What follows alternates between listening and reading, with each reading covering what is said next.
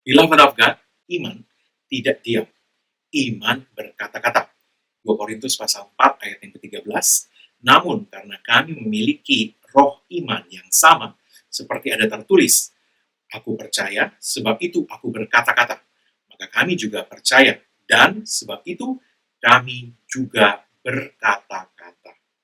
Bapak Ibu Saudara kasih Tuhan, kita telah melihat bagaimana firman Tuhan menunjukkan ketika kebenaran firman Tuhan ini diterapkan. Daud mengalami kemenangan yang gilang gemilang terhadap Goliat. Tuhan mengajar Yosua untuk menjawab pikiran-pikiran yang menimbulkan keraguan, kecemasan, ketakutan yang dilontarkan iblis untuk membuat Yosua kecut dan tawar hati. Tidak dijawab dengan pikiran, tapi Tuhan mengajar Yosua untuk menjawab itu dengan kata-kata iman. Anda ingat Tuhan berkata dalam Yosua 1 ayat 8, dikatakan, janganlah engkau lupa memperkatakan kitab Taurat ini.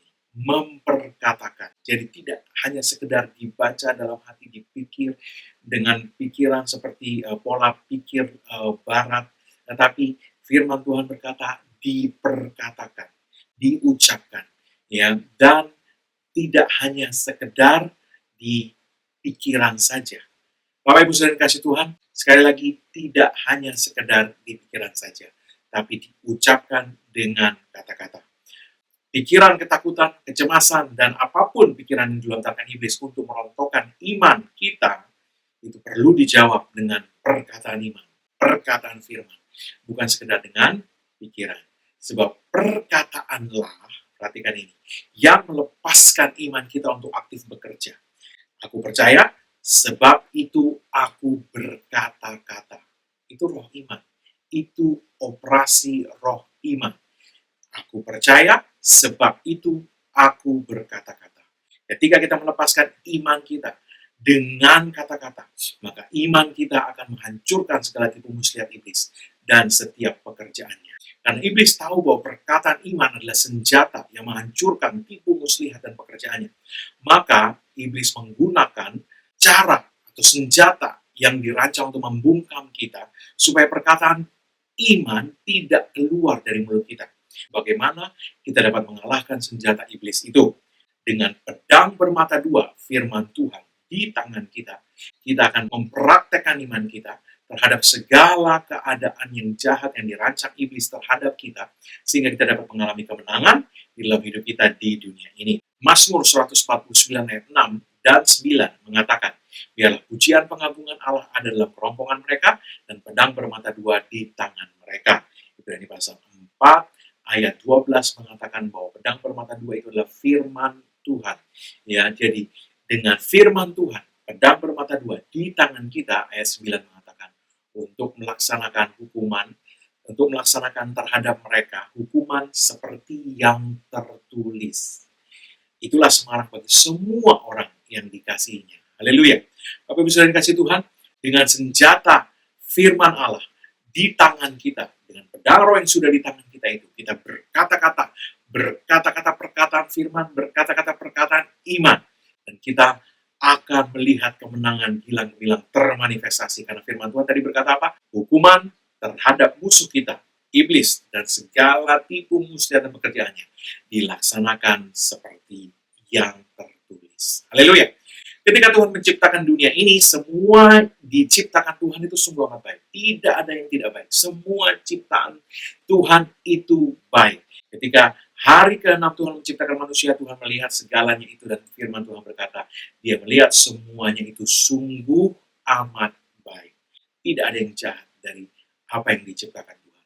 Ketika iblis menggoda manusia dan manusia jatuh dalam dosa, sejak itulah iblis dapat menjalankan rancangan jahatnya terhadap manusia, sebab manusia telah jatuh dari posisi yang disediakan Tuhan ketika Tuhan menciptakan manusia. Jadi sebelum itu, tidak ada yang jahat bisa berlaku. Kenapa? Karena manusia ada di posisinya sebagaimana Tuhan menempatkan dia pada mulanya. Posisi apa? Posisi berkuasa sebagai penguasa bumi ini. Kejadian 1 ayat 26 berkata, berfirmanlah Allah, baiklah kita menjadikan manusia menurut gambar dan rupa kita, supaya mereka berkuasa atas ikan-ikan di laut dan burung-burung di udara, dan atas ternak, dan atas seluruh bumi, dan atas segenap binatang melata yang merayap di bumi. atas seluruh bumi, supaya mereka berkuasa atas seluruh bumi. Bapak Ibu Saudara yang kasih Tuhan, kita diciptakan untuk berkuasa atas seluruh bumi. Kejatuhan manusia menyebabkan kita jatuh ke bawah kekuasaan iblis, sehingga firman Tuhan menyebut iblis sebagai penguasa dunia ini, tapi tidak sah. Dia mencuri otoritas, kekuasaan itu dari manusia dengan cara menipu manusia, sehingga manusia jatuh dalam dosa dan manusia mengalami kejatuhan. Kabar baiknya, Yesus Kristus telah memulihkan posisi manusia yang menerimanya sebagai Tuhan dan Juru Selamat dan menjadikan mereka manusia yang sekali lagi berkuasa, yaitu sebagai anak-anak Allah. Yohanes 1 ayat 12 dikatakan, tetapi semua yang menerimanya, huruf besar, diberinya kuasa supaya menjadi anak-anak Allah. Diberi apa? Kuasa sebagai anak-anak Allah, yaitu mereka yang percaya dalam namanya. Jadi Bapak Ibu Saudara dikasih Tuhan, ini kabar baik yang luar biasa. Kita tidak lagi ada di bawah kekuasaan iblis. Kita telah dipulihkan, kecuali Anda membiarkan iblis berkuasa atas Anda. Dan itu yang kita mau pelajari hari ini, bagaimana supaya kita tidak membiarkan iblis berkuasa lagi atas kita. Kita tidak lagi membiarkan dia yang menentukan hal-hal rancangan jahat yang dia mau terjadi, sehingga terjadi atas kita. Tidak lagi. Bagaimana caranya? Nah, kita mau melihat itu hari ini. Nah, Bapak Ibu Saudara yang dikasih Tuhan, ingat sekali lagi, Yesus sudah memulihkan kita ke posisi yang berkuasa. Yesus yang di dalam Roma 8 ayat 29 disebut sebagai yang sulung di antara banyak saudara, memberikan teladan kepada kita bagaimana kita dapat menang terhadap segala situasi yang iblis coba lontarkan terhadap kita. Mari kita lihat Markus pasal 4 ayat 35 sampai 39. Pada hari itu, waktu hari sudah petang, Yesus berkata kepada mereka, marilah kita bertolak ke seberang. Mereka meninggalkan orang banyak itu lalu bertolak dan membawa Yesus beserta dengan mereka dalam perahu di mana Yesus telah duduk, dan perahu-perahu lain juga menyertai dia. Lalu mengamuklah taufan yang sangat dahsyat dan ombak menyembur masuk ke dalam perahu, sehingga perahu itu mulai penuh dengan air. Pada waktu itu Yesus sedang tidur di buritan di sebuah tilam. Maka murid-muridnya membangunkan dia dan berkata kepadanya, Guru, engkau tidak peduli kalau kita binasa. Ia pun bangun, menghardik angin itu dan berkata kepada danau itu, diam, tenanglah. Lalu angin itu reda dan danau itu menjadi teduh sekali. Bapak Ibu Saudara dikasih Tuhan, saya yakin kita sudah sangat sering mendengar ayat-ayat ini. Kita telah berulang kali membacanya juga. Tapi hari ini saya ingin kita menggarisbawahi hal yang sangat penting. Ketika badai terjadi, Yesus ada dalam perahu itu. Tapi itu belum mengubah situasi atau tidak menyebabkan badai tidak terjadi atas murid-murid, atas perahu yang ditumpangi mereka. Perhatikan bahwa ketika pencuri mau mencuri sesuatu dari hidup kita, entah itu berkat jasmani, berkat materi, ya apa yang seharusnya kita nikmati sebagai anak-anak Allah telah ditebus, telah dibayar lunas dengan darah Yesus, seharusnya adalah milik kita, tapi iblis berusaha mencuri itu. Ya, kita melihat gambaran itu ada di sini. Nah, saya mau garis bawahi bahwa situasi yang dihadapi murid-murid ini situasi yang real, bukan situasi imajinasi atau situasi rohani. Ini situasi yang real bahwa mereka mengalami badai. Dan badai itu benar-benar nyata sehingga murid-murid itu sampai ketakutan dan membangunkan Yesus dan bahkan berkata bahwa Guru, engkau tidak peduli karena kami akan binasa. Jadi ini adalah sesuatu yang benar-benar real, bukan sesuatu yang sekedar perasaan belaka. Ini sesuatu yang nyata. Dan kita melihat di sini, garis bawah ini yang sangat penting, di situasi yang sangat real itu, apa yang Yesus lakukan, ya, yang sulung di antara banyak saudara, kata Roma 8 ayat 29 tadi, apa yang Yesus lakukan, yang menjadi teladan bagi kita terhadap setiap situasi apapun di dunia ini, di mana kita hidup. Bapak Ibu Saudara yang kasih Tuhan, garis bawahi ketika situasi yang real itu, badai yang nyata itu terjadi, Yesus melakukan apa yang Markus 4 ayat 39 katakan. Ia pun bangun, menghardik angin itu dan berkata. Apa yang Yesus lakukan terhadap situasi yang real? Berkata. Dia melakukan sesuatu, dan yang dia lakukan adalah berkata-kata. Dia firman, dia melepaskan perkataan firman kepada danau itu. Diam, tenanglah. Lalu angin itu reda dan danau itu menjadi teduh kembali. Ini yang kita perlu lakukan sebagai anak-anak Allah. Kita tidak bisa diam saja. Ketika kita melihat sesuatu yang tidak seharusnya terjadi, usaha iblis untuk mencuri sesuatu dari hidup kita, tidak seharusnya terjadi. Seharusnya kita menikmati kelimpahan, seharusnya kita menikmati kesehatan ilahi, seharusnya kita menikmati berkat-berkat yang berlimpah-limpah dalam setiap bidang kehidupan. Tapi kita melihat ada sesuatu yang kurang. Iblis berusaha mencuri sesuatu. Karena firman Tuhan menyebut bahwa iblis adalah pencuri, pembunuh, pembinasa. Jadi, ketika iblis berusaha mencuri sesuatu dari hidup kita, kita tidak bisa diam. Ketika iblis berusaha mencuri nyawa para murid, mereka membangunkan Yesus. Yesus tidak diam. Yesus sudah berkata sebelum mereka naik perahu, dia berkata kita bertolak ke seberang. Itu yang harus terjadi. Sudah ada firman-Nya, tapi sesuatu terjadi yang berusaha membuat apa yang Yesus sudah ucapkan itu tidak terjadi. Itu yang tidak bisa kita diamkan saja. Kita harus bertindak. Dan apa tindakan kita? Berkata-kata seperti Yesus. Kita melepaskan perkataan firman, kita melepaskan perkataan iman. Yesus segera berkata-kata. Dia tidak diam, dia tidak diam, dia tidak diam. Dia berkata-kata dan dia berkata-kata diam. Tenanglah. Dan apa yang dia katakan itu terjadi. Bukankah Yesus juga berkata dalam Markus 11 ayat 23-24, untuk kita juga berkata-kata, barang siapa berkata kepada gunung ini beranjak dan tercampaklah ke dalam laut asal tidak bimbang hatinya, tapi percaya bahwa apa yang dikatakannya itu akan terjadi, maka hal itu akan terjadi bagi dia. Kita percaya dan kita berkata-kata, maka hal itu akan terjadi bagi kita. Haleluya. Itu yang Yesus lakukan. Kita melihat Yesus melepaskan perkataan. 2 minggu lalu kita lihat Daud dan Yosua melakukan hal yang sama. Mereka melepaskan iman mereka dengan berkata-kata. Dan hari ini kita melihat Yesus melakukan hal yang sama. Dia bangun menegakkan otoritas Allah, Bapaknya, atas situasi yang sedang terjadi. Dan dengan jalan demikian, manifestasi kemenangan yang gilang gemilang terjadi. Bapak Ibu Saudara yang kasih Tuhan, kita juga sebagai anak-anak Allah menghadapi situasi apapun juga di dunia ini, kita perlu menegakkan otoritas Allah Bapa kita atas situasi kita, sehingga kemenangan yang gilang gemilang juga termanifestasi bagi kita. Haleluya. Kita tidak bisa diam atau sekedar hope for the best, percaya dalam hati, tidak, iman berkata-kata. Iblis akan menindas mereka yang ada di bawah kekuasaannya, sebagaimana yang telah dilakukannya sejak kejatuhan manusia. Tapi kita tidak lagi ada di bawah kekuasaan iblis. Yesus telah memulihkan kita dan menjadikan kita anak-anak Allah yang maha tinggi, yang berkuasa, kata firman Tuhan. Tapi jika perbuatan iblis tidak dilawan, maka dia akan bertindak semena-mena dan melanggar hukum. Sama seperti pencuri yang akan berusaha mencuri apa yang bukan miliknya. Itu adalah perbuatan yang melanggar hukum. Itu nggak benar. Tapi pencuri akan tetap berusaha melakukan itu. Apa yang kita perlu lakukan? Iblis adalah pencuri. Dia berusaha mencuri. Apa yang kita lakukan? Ya, pencuri berusaha.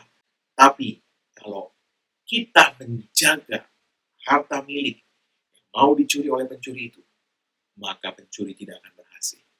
Yesus mengatakan dalam Lukas 11 ayat 21-22, apabila seorang yang kuat dan yang lengkap bersenjata menjaga rumahnya sendiri, maka amanlah segala miliknya.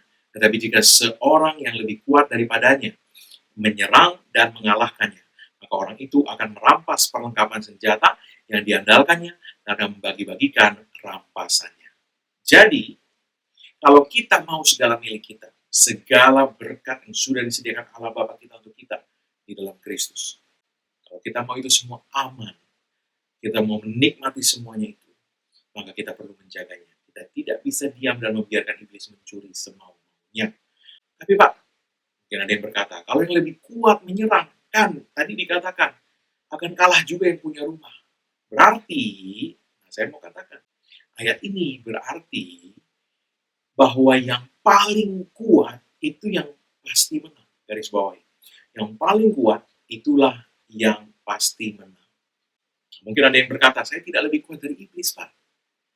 Nah, kita perlu lihat apa yang firman Tuhan katakan mengenai kita, anak-anak Allah ini.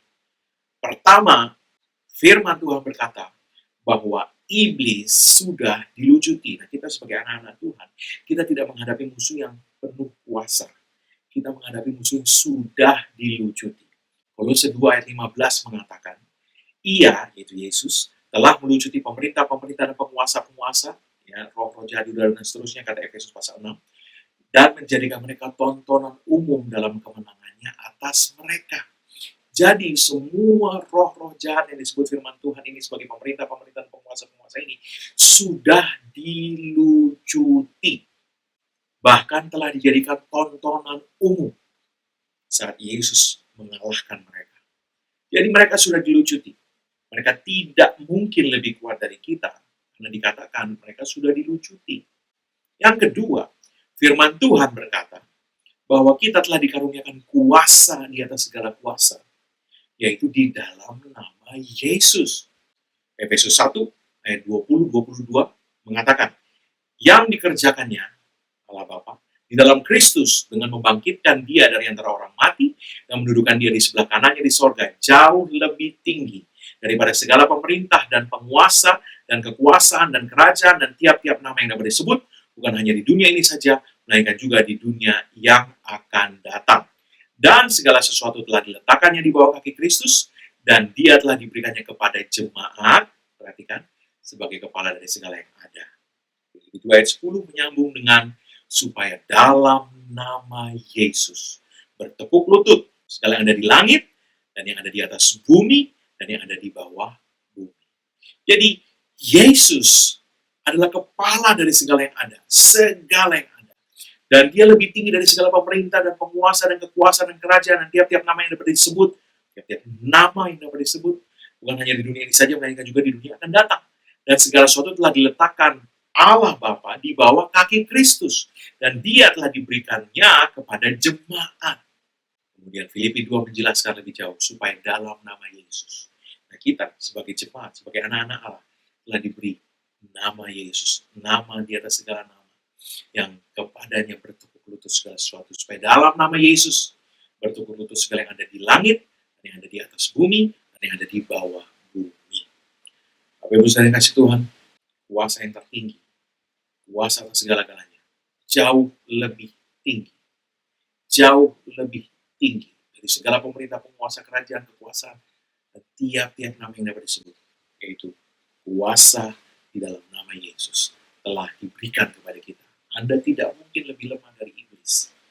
Anda lebih kuat dari dia, karena Anda memiliki senjata nama Yesus. Yang ketiga, firman Tuhan berkata, otoritas yang kita miliki dalam firman Allah sebagai anak-anak Allah adalah otoritas Allah sendiri, yaitu otoritas tertinggi di segala jagat raya ini. Matius 8, ayat 8-10 mengatakan, tetapi jawab perwira itu kepadanya, Tuhan, aku tidak layak menerima Tuhan di dalam rumahku, katakan saja sepatah kata maka hambaku itu akan sembuh. Apa? Katakan saja sepatah kata maka hambaku akan sembuh. Perhatikan, sebab aku sendiri seorang bawahan dan di bawahku ada pula prajurit. Jika aku berkata kepada salah seorang prajurit itu pergi, maka ia pergi. Dan kepada seorang lagi datang, maka ia datang. Ataupun kepada hambaku kerjakanlah ini, maka ia mengerjakannya. Sesudah Yesus mendengar hal itu, heranlah ia dan berkata kepada mereka mengikutinya, aku berkata kepadamu, sesungguhnya iman sebesar ini tidak pernah aku jumpai pada seorang pun di antara orang Israel. Iman sebesar ini. Iman yang sebesar ini itu karena Yesus mendengar perwira Romawi ini mengatakan bahwa katakan saja sepatah kata, karena aku ini seorang bawahan, aku berkata kepada bawahanku, pergi, dia pergi. Yang seorang lagi datang, dia datang. Nah, Bapak Ibu Saudara mendengar ini, Yesus berkata, wow, ini imannya besar sekali, aku tidak pernah menemukan iman sebesar ini. Nah, firman Tuhan menunjukkan pada dasarnya, iman yang begitu besar itu, ya, adalah pada keyakinan, pemahaman, perwira itu akan kebenaran firman Allah yang ditunjukkan di sini. Bahwa otoritas yang ada pada seseorang itu berasal dari orang di atasnya, otoritas yang lebih tinggi yang diberikan kepada dia. Jadi perwira ini berkata, aku ini seorang bawahan. Otoritas yang diberikan atasannya, itulah yang menjadikan perkataan perwira itu menjadi punya bobot atau punya otoritas sehingga menjadi berkuasa, dituruti oleh bawahan-bawahan dari perwira itu. Kenapa dia dituruti? Karena ada atasan perwira itu yang telah memberikan mandat kepada dia, telah memberikan perintah, tugas kepada dia. Kata-kata yang diucapkan atasannya memberikan kepada dia otoritas untuk berkata-kata kepada bawahannya lagi, dan mereka taat kepadanya. Dengan cara itu, Tuhan mau menunjukkan kepada kita bahwa otoritas yang kita miliki hari ini berasal dari perkataan yang lebih tinggi yang kita terima dari Dia, dari firman-Nya. Dengan apa atasan perwira itu tadi memberikan otoritas kepada perwira itu? Tentu dengan perkataan. Atas perintah atasan yang memberikan mandat kepada perwira itu, maka perwira itu menduduki jabatan yang saat itu dia emban. Dengan perkataan yang melepaskan mandat kepada perwira ini, dia menduduki jabatan itu. Dan jabatan itu menempatkan dia di atas bawahan-bawahannya, sehingga mereka mentaati dia. Dari mana otoritas perwira itu sehingga ditaati oleh bawahannya? Dari perkataan atasan yang memberikan mandat kepada dia. Semakin tinggi atasan yang memberikan perintah tugas, semakin tinggi juga otoritas yang dimiliki oleh perwira itu. Dan pada akhirnya, perkataan tertinggi ada atas perwira itu, tentu kalau yang berkata-kata adalah Kaisar Roma sendiri, sebab dia perwira Roma. Nah, Bapak Ibu Saudara yang kasih Tuhan, demikian juga dengan kita. Saat kita menerima perkataan Tuhan semesta alam, maka Tuhan segala Tuhan dan Raja segala Raja, kita dengan perkataan Tuhan segala Tuhan dan Raja segala Raja ini, kita menerima otoritas yang paling tinggi di seluruh alam raya ini. Tidak ada otoritas yang lebih tinggi dari otoritas itu. Otoritas itu menempatkan iblis di bawah kaki kita. Roma 16 mengatakan. Dan kita menjadi yang paling kuat di dalam Kristus. Sehingga iblis tidak dapat mencuri apa-apa dari kita, dan dikatakan oleh firman Tuhan bahwa kita ini lebih dari pemenang jika kita tidak membiarkan iblis mencuri. Sebab kita yang lebih kuat, kita yang menjaga milik kita. Kita menjaganya bukan dengan kuasa kita sendiri untuk melindungi diri kita, tidak. Tapi dengan otoritas yang Tuhan berikan kepada kita untuk tidak membiarkan iblis mencuri dari kita. Kita perlu bertindak. Kita tidak bisa diam. Bagaimana caranya kita mempergunakan otoritas yang diberikan Tuhan kepada kita untuk menjaga milik kita? Dengan kata-kata. Itu sebabnya perwira tadi berkata, bagaimana caranya melepaskan otoritas? Dia berkata pada Yesus, ucapkan saja sepatah kata, hambaku akan sembuh. Kenapa? Karena perwira itu tahu bahwa Yesus memiliki otoritas atas kesehatan, atas segala sakit penyakit, atas setiap tipu muslihat iblis dan segala pekerjaannya. Yesus mempunyai kuasa bahkan di atas segala-galanya, di atas segala pemerintah, penguasa, kekuasaan, dan setiap nama yang dapat disebut. Entah nama penyakit, nama situasi, nama keadaan yang buruk. Atas setiap nama yang dapat disebut. Bukan hanya di dunia ini saja, tapi juga di dunia akan datang, kata firman Tuhan. Nama Yesus ada di atas semuanya itu. Dan otoritasnya itu telah diberikan kepada kita. Sehingga ketika kita berkata, perwira tadi itu berkata apa? Lepaskan otoritasmu. Hambaku pasti sembuh. Bagaimana caranya? Ucapkan saja sepatah kata. Hambaku akan sembuh.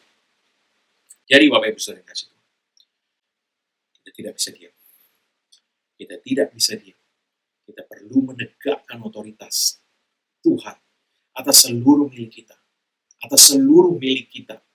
Di segala wilayah hidup kita. Sekali lagi, dengan kata-kata, kita menegakkan otoritas Allah atas seluruh milik kita di segala wilayah hidup kita. Daud melakukan itu. Dia berkata kepada Goliat, hari ini juga Tuhan menyerahkan engkau ke dalam tanganku. Dan apa yang terjadi? Hari itu Goliat tumbang dan Daud mengalami kemenangan yang kilat gemilang. Yosua melakukan hal yang sama. Tuhan berkata, jangan lupa memperkatakan kitab Taurat ini. Dan apa yang terjadi? Yosua berhasil membawa orang Israel masuk dan menguasai tanah perjanjian. Perkataan Tuhan semesta alam, firman Tuhan, memenuhi kita dengan otoritas tertinggi yang ada di alam semesta ini. Di segala jagat raya, baik secara jasmani maupun rohani. Otoritas yang memenuhi kita, otoritas yang diberikan Tuhan kepada kita lewat perkataannya itu, kita lepaskan juga dengan berkata-kata. Bapak Ibu saudara yang kasih Tuhan, kita sudah melihat tadi bahwa Yesus memerintah atas situasi alam yang nyata, real, badai yang real, juga dengan kata-kata. Yakobus 4 ayat 7 mengatakan, karena itu tunduklah kepada Allah dan lawanlah iblis, maka dia akan lari daripadamu. Lawanlah iblis, maka dia akan lari daripadamu, kata firman Tuhan. Jadi, kita tidak bisa diam. Kita tidak bisa hanya mengharapkan yang terbaik yang terjadi. Kita perlu bertindak. Kita perlu menjaga milik kita. Dengan apa? Kita menjaga milik kita. Dengan menegakkan otoritas Allah atas setiap situasi yang kita hadapi dalam hidup kita. Dengan perkataan firman Tuhan. Bapak Ibu saudara yang kasih Tuhan, ingat. Yakobus 4 ayat 7 berkata tadi, lawanlah iblis, maka ia akan lari daripadamu. Setan adalah pencuri. Sampai kita berdiri dan menjaga rumah kita, tidak ada jaminan kemenangan. Tapi firman Tuhan menjamin, lawanlah iblis, maka dia akan lari daripadamu. Andalah yang paling kuat di dalam Kristus. Allah telah memberikan senjata lengkap kepada Anda. Nama Yesus, nama di atas segala nama. Tidak hanya di dunia sekarang ini juga, tapi juga di dunia yang akan datang. Dan dia telah memberikan otoritas tertinggi kepada Anda di dalam perkataannya, di dalam firman-Nya. Tegakkan otoritas Allah atas situasi Anda. Anda yang paling kuat dan bersenjata lengkap. Anda yang paling kuat dan bersenjata lengkap. Tegakkan otoritas Allah atas situasi Anda dengan mengambil firman Tuhan dan mendeklarasikan perkataan iman, perkataan firman Tuhan semesta alam yang penuh dengan otoritas Allah sendiri. Ucapkan itu terhadap situasimu. Diam, tenanglah, seperti yang Yesus lakukan terhadap badai. Tegakkan otoritas Allah, dan Anda akan melihat bahwa apapun situasinya, jasmani, rohani, ketika Anda menegakkan otoritas Allah yang tertinggi di jagat raya ini, maka manifestasi kemenanganmu akan terjadi. Seperti saat Yesus meneduhkan badai. Ingat, kita buka pengajaran hari ini dengan 2 Korintus 4 ayat 13. Iman tidak diam. Aku percaya, karena itu aku berkata-kata. Iman yang dilepaskan dengan perkataan mengalahkan dunia. Yohanes 5 ayat 4. Inilah kemenangan yang mengalahkan dunia. Iman kita. Haleluya. Anda lebih dari pemenang. Amin. Bapak Ibu saudara kasih Tuhan, saya mau berdoa bagi setiap Anda yang memiliki kebutuhan, maupun Anda yang sakit pada bagian tubuh Anda, dimanapun juga, apapun juga. Angkat kedua tangan Anda kepada Tuhan. Di dalam nama Yesus, aku menghardik setiap roh sakit penyakit. Di dalam nama Yesus, aku hancurkan setiap kuasa atas setiap anak-anak Tuhan, atas setiap orang yang mendengar pemberitaan firman ini. Dalam nama Yesus. Dan dalam nama Yesus, tiap-tiap orang menerima kesembuhan ilahi. Kuasa kesembuhan Tuhan berlaku atas semua. Bilu-bilu Yesus, engkau sudah sembuh. Jadilah sembuh. Jadilah sehat sempurna. Jadilah pulih sempurna. Dalam nama Yesus. Dan atas setiap kebutuhan, aku memperkatakan, Allahku menyediakan segala kebutuhanmu menurut kekayaan dan kemuliaannya dalam Kristus Yesus. Dalam nama Yesus, setiap kebutuhan dipenuhi Tuhan. Tidak menurut kemampuan jasmani atau kemampuan dunia ini, tapi menurut kekayaan dan kemuliaan Tuhan di sorga. Dipenuhi segala kebutuhanmu dalam nama Yesus. Amin. Kita akan menerima berkat Tuhan. Mari angkat kedua tangan Anda sekali lagi dan terimalah berkat Tuhan. Karena apa yang Yesus Kristus telah kerjakan bagi kita di kayu salib, curahan darahnya karena penebusannya sempurna, maka sekarang tidak lagi penghukuman bagi setiap orang yang ada dalam Kristus Yesus. Engkau telah ditebus, harga yang telah dibayar lunas. Oleh sebab itu tidak ada kutuk lagi berlaku atas hidupmu. Yang adanya berkat Tuhan tercurah berlimpah-limpah, memberkati engkau dalam segala hal. Dan berkat Tuhan itu kau naik terus, tidak turun, kau jadi kepala bukan ekor. Karena Yesus tanganmu di bawah Tuhan berhasil. Dengan panjang umur Tuhan mengenyangkan kau. Tuhan memperlihatkan kepadamu keselamatan yang daripadanya. Umurmu minimal 120 tahun dan dipenuhi dengan hari-hari yang baik dari Tuhan. Dalam nama Yesus. Dan dalam nama Yesus, tidak ada yang jahat mendekat kepadamu. Tidak ada tulah mendekat kepada kemah kediamanmu. Dalam nama Yesus. Dalam nama Yesus. Amin.